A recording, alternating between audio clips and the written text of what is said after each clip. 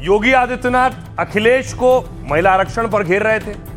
अखिलेश यादव योगी पर हमला कर रहे थे कि महिला अपराध बहुत है। आइए एक महिला को ही सुनवाते हैं, एक बहन को सुनवाते हैं जो योगी से अपील कर रही है।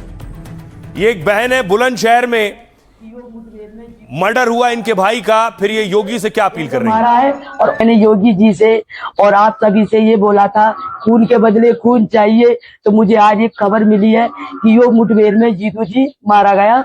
जीतू को जैसे मारा है और जो लोग हैं उन्हें फांसी की सजा जरूर सुनाए, क्योंकि एक बहन रो रो के योगी जी से बहुत बिल्ला बिल्ला के ये कह रही है न्याय के बदले न्याय और खून का बदले खून। मुझे बहुत खुशी हुई है कि संतुष्ट हूँ कि योगी जी ने या पुलिस प्रशासन ने जो भी करा है मेरे लिए बहुत ही अच्छा करा है। मैंने योगी जी से और आप सभी से ये बोला था खून के बदले खून चाहिए, तो मुझे आज सीएम योगी से कह रही थी कि हमें खून का बदला खून चाहिए। अब आपको बताता हूं पूरी कहानी क्या है। यह है जीतू सैनी। जीतू सैनी पर आरोप था कि उन्होंने अपने 3 साथियों को गोली मार दी, जिसमें मनीष सैनी, अमरदीप सैनी और आकाश सैनी।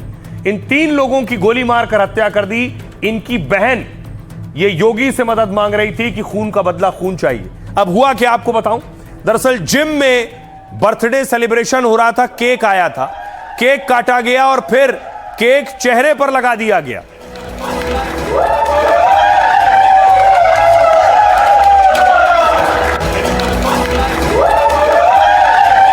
और केक चेहरे पर लगाने के बाद इतना गुस्सा आया जीतू को कि जीतू ने बाकी 3 साथियों को जिम में गोली मार दी।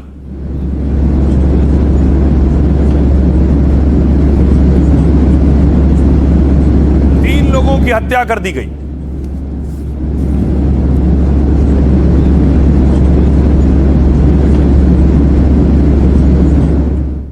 अब आपको बताऊं हत्या करने वाला कौन था।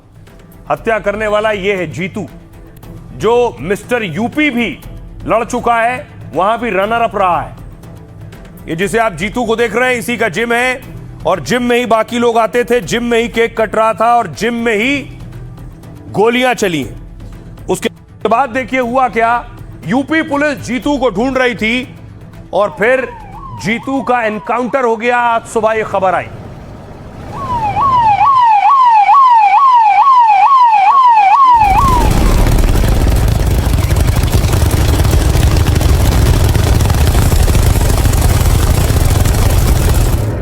और इस एनकाउंटर में जीतू ढेर कर दिया गया।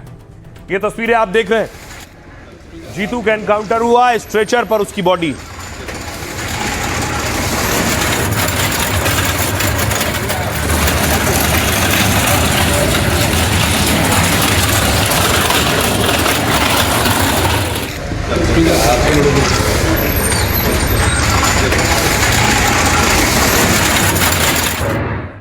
तो कुछ घंटों में ही यूपी की पुलिस ने उस बहन की बात सुन ली, और न सिर्फ जीतू बल्कि जीतू के साथ कुछ और लोग भी उस वक्त मौजूद थे।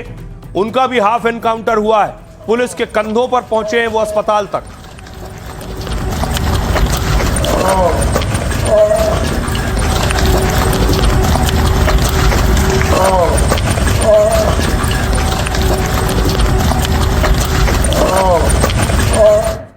अब देखिए किस तरह से हुआ जीतू का एनकाउंटर। जीतू अब तक फरार था।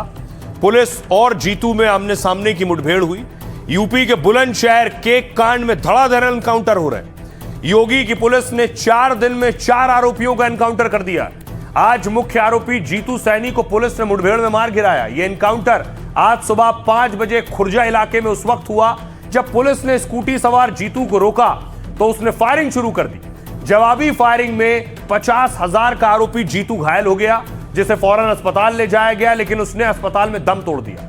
दरअसल 25 अप्रैल की रात जिम में जीतू की बर्थडे पार्टी चल रही थी। पुलिस के मुताबिक दोस्त अमरदीप ने जीतू के चेहरे पर केक लगा दिया। इससे जीतू भड़क गया और गोलियां चलाने लगा, जिसमें 3 लोगों की मौत हो गई। मरने वालों में बीजेपी नेता संजय सैनी का भाई, चचेरा भाई और भतीजा शामिल था।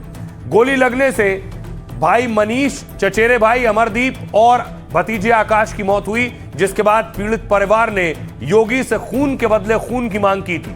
फिर यूपी पुलिस ने आरोपी की धरपकड़ में छानबीन की और एनकाउंटर किया। सबसे पहले 27 अप्रैल को एनकाउंटर में आरोपी मयंक सैनी पकड़ा गया।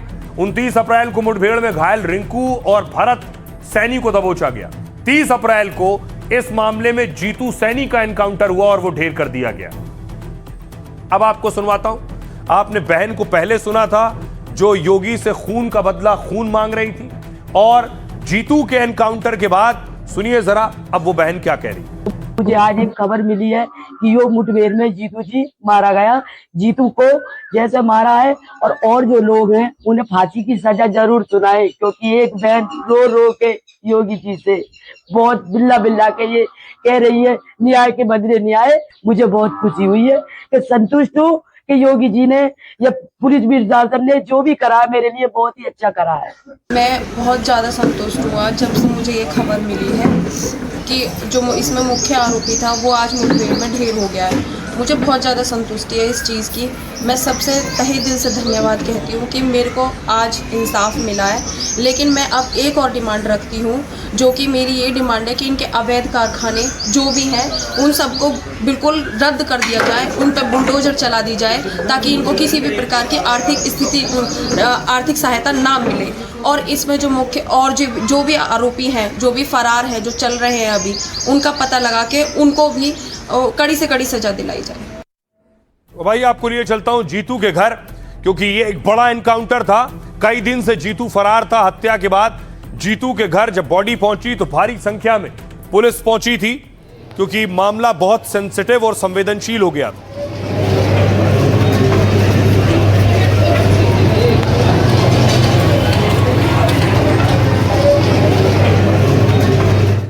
अब देखिए जरा जीतू को इतनी ताकत कैसे मिली कि जीतू ने 3 लोगों की हत्या कर दी।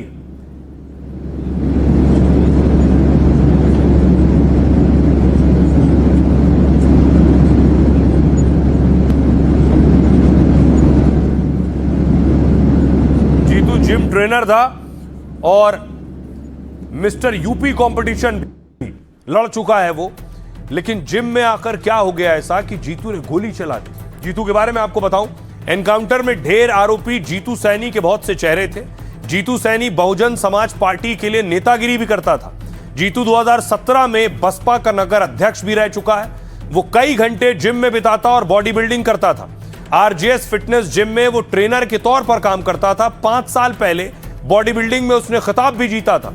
2021 में जीतू सैनी मिस्टर यूपी का 2nd रनर रहा है। इतना ही नहीं, जीतू सैनी रील बनाने का भी शौकीन था। उसके इंस्टाग्राम पर करीब 4048 फॉलोअर्स हैं। ज्यादातर पोस्ट जिम और बॉडी बिल्डिंग से जुड़े होते थे। 30 साल का जीतू सैनी शादीशुदा था और उसके 2 बच्चे भी थे। जीतू का एक 8 साल का बेटा है और एक 6 साल की बेटी है। बताया जाता है उसके पिता की मिठाई की दुकान है। जीतू सैनी के परिवार ने एनकाउंटर पर सवाल उठाए हैं। जीतू का कोई बहुत बड़ा आपराधिक इतिहास नहीं था, परिवार कह रहा है। परिवार चाहता है कि उसे एक बार सुधार का मौका मिलना चाहिए था, जबकि जीतू ने जिन्हें मारा था उनके परिवार ने इसे सही बताया है। मृतक अमरदीप की पत्नी और बहन बोली है अब हमें तसल्ली मिल गई है। सुनिए जरा इस एनकाउंटर के बाद क्या कह रहे हैं एसएसपी। खुर्जा नगर कोतवाली में झांझर रोड पर अर्ली मॉर्निंग एक मुठभेड़ हुई है, जिसमें एक बदमाश गंभीर रूप से मौके पर घायल हुआ, जिसको अस्पताल भेजा गया। यहाँ सीएससी पे प्राथमिक उपचार के बाद भेजा गया डिस्ट्रिक्ट हॉस्पिटल, जहाँ पर उसकी डेथ हो गई है। जानकारी मिली है कि इसका नाम जीतू सैनी है, जिसपे 50,000 रुपए का इनाम भी घोषित था और लगातार इसकी तलाश भी थी। मौके पर वहाँ पे एक स्कूटी मिली है, कुछ जिंदा खोखा कारतूस भी मिले हैं, पिस्टल भी 32 बोर की मिली है, जिसको वहाँ पे फील्ड इवेंट के लोग जो है साक्ष्य संकलन कार्रवाई में लगे हो। अब दूसरी तरफ देखिए, जो यूपी में हो रहा है वही बिहार में हो रहा है। क्या बिहार में योगी मॉडल पूरी तरह से लागू हो रहा है? बिहार में योगी स्टाइल में एनकाउंटर हो रहा है। तस्वीर दिखाऊं मैं आपको। सम्राट चौधरी पूरी तरह से एक्शन में है। मुख्यमंत्री पद की शपथ लेते ही अपराधियों पर ताबड़तोड़ एक्शन हो रहा है। एक एनकाउंटर हुआ, देखिए जरा, रामधनी यादव का। यह रामधनी यादव की एक तस्वीर पहले की और यह एनकाउंटर के बाद की तस्वीर आप दूसरी देख रहे हैं।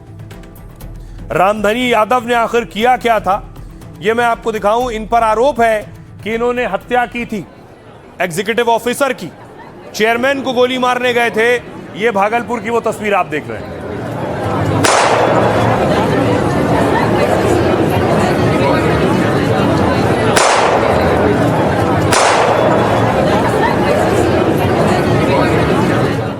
जिसे मारने गए थे रामधनी सम्राट चौधरी के साथ, देखिए उनकी तस्वीर, चेयरमैन राजकुमार मारने इन्हें गए थे, लेकिन ये नहीं मरे, ये घायल हो गए और जो वहां एग्जीक्यूटिव ऑफिसर थे उनकी मौत हो गई। अब देखिए जरा रामधनी की तस्वीर मैं आपको दिखाऊं। एनकाउंटर के बाद कुछ घंटों में ही रामधनी को बिहार की पुलिस ने ठोक दिया है।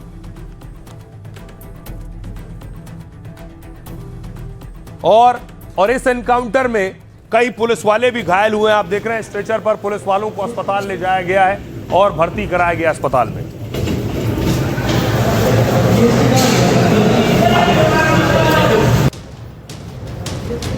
यूपी स्टाइल में अब बिहार में भी एनकाउंटर शुरू हो गए हैं। महज 24 घंटे में सम्राट फोर्स ने ताबड़तोड़ एनकाउंटर कर अपराध की दुनिया में हड़कंप मचा दिया।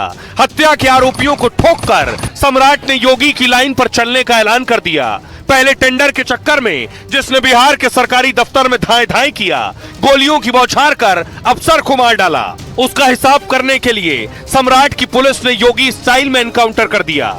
फिर सड़क पर गाड़ी टकराने के विवाद में हत्या करने वाले को भी गोली मार दी। सम्राट ने योगी वाले उसी स्टाइल में एक्शन लिया है जिससे अपराधी थर-थर कांपते हैं, जिसका ट्रेलर सामने आ गया है। अब देखिए जरा बिहार में भी योगी स्टाइल में एनकाउंटर हुआ। भागलपुर में जहां हत्या के आरोपी को पुलिस ने 12 घंटे में ठोक दिया। मंगलवार दोपहर 3 बजे आरोपी ने अफसर की हत्या की, जिसके बाद सम्राट की पुलिस ने रामधनी यादव को ढेर कर दिया। एसपी प्रमोद यादव के मुताबिक सीसीटीवी में आरोपी दिखा, जिसके बाद पुलिस के डर से आरोपी ने सरेंडर कर दिया था।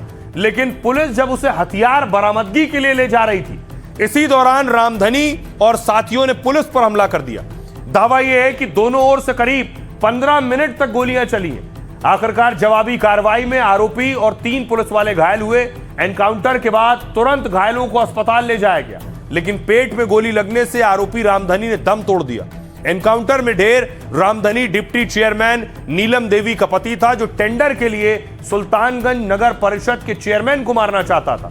रामधनी के टेंडर का चेयरमैन राजकुमार गुड्डू ने विरोध किया और इसके बाद चेयरमैन को मारने के लिए रामधनी ने प्लानिंग की और नगर परिषद के दफ्तर में अपराधी चेयरमैन की हत्या करने पहुंचे। लेकिन एग्जीक्यूटिव ऑफिसर ने विरोध किया तो फायरिंग हुई और चेयरमैन और एग्जीक्यूटिव ऑफिसर दोनों को गोली लगी थी, लेकिन ईओ एग्जीक्यूटिव ऑफिसर की मौत हो गई। चेयरमैन गंभीर है। मृतक सरकारी अफसर के परिवार को सरकार 25 लाख रुपए देगी। सुनिए जरा क्या कुछ कह रहे हैं एसएसपी और डीएम।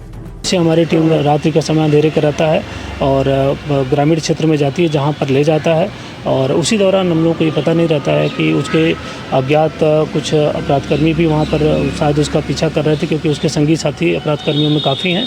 तो उन्होंने जो है पुलिस पे जो है उसी समय फायरिंग कर दी। उसमें जो पुलिस के हमारे कई कर्मी गिर गए और उन्हें तुरंत जो है रिटेलिएशन में फायरिंग की, जो है अपना सेल्फ डिफेंस में।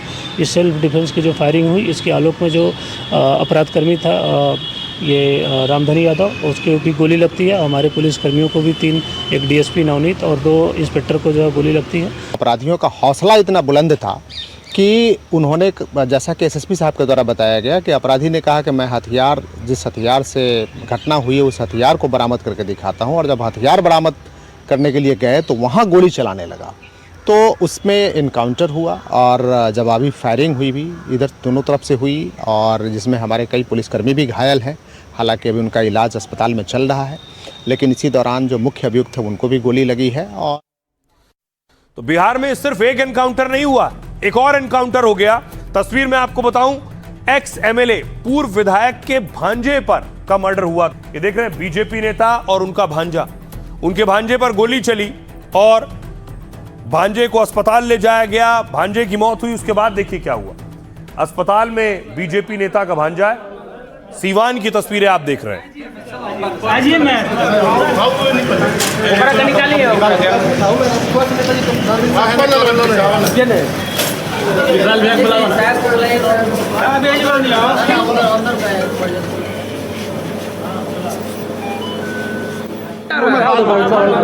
बीजेपी नेता के भांजे को बचाया नहीं जा सका। अब देखिए जरा तस्वीर मैं आपको दिखाऊं। उसके बाद हुआ फिर बिहार में एक और एनकाउंटर। यह एनकाउंटर अपराधियों में खौफ पैदा करने के मकसद से हो रहा है।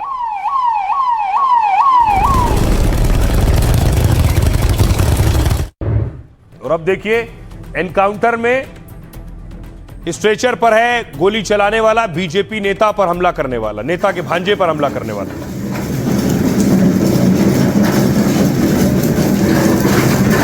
लॉ एंड ऑर्डर इससे बढ़िया क्या होगा?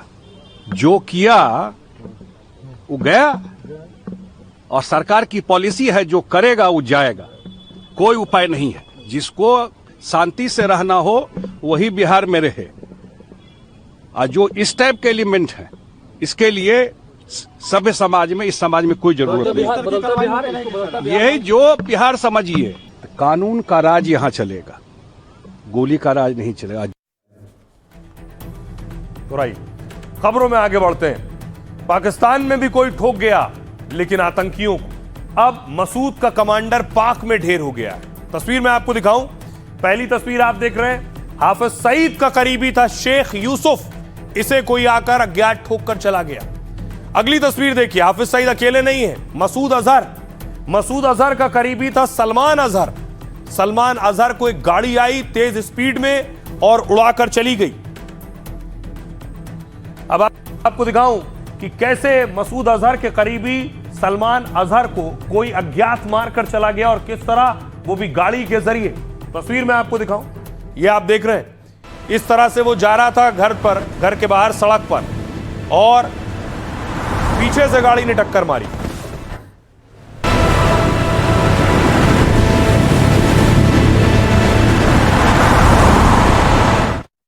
कुछ इस तरह से मसूद को झटका लगा। हाफिज के बाद इस बार पाकिस्तान में मसूद का करीबी मारा गया। जिस बहावलपुर को जैश ए मोहम्मद का गढ़ माना जाता है, वहीं जैश के टॉप कमांडर सलमान अजहर की संदिग्ध मौत हो गई। रिपोर्ट के मुताबिक एक अज्ञात गाड़ी ने जोरदार टक्कर मारी और जिससे मसूद अजहर के इस खूंखार आतंकवादी की मौत हो गई। सलमान भारत के खिलाफ कई बड़ी साजिश का मास्टरमाइंड रहा। उसकी गिनती मसूद अजहर के भरोसेमंद करीबियों में होती थी। संगठन में कई फैसले उसकी सलाह पर ही लिए जाते थे।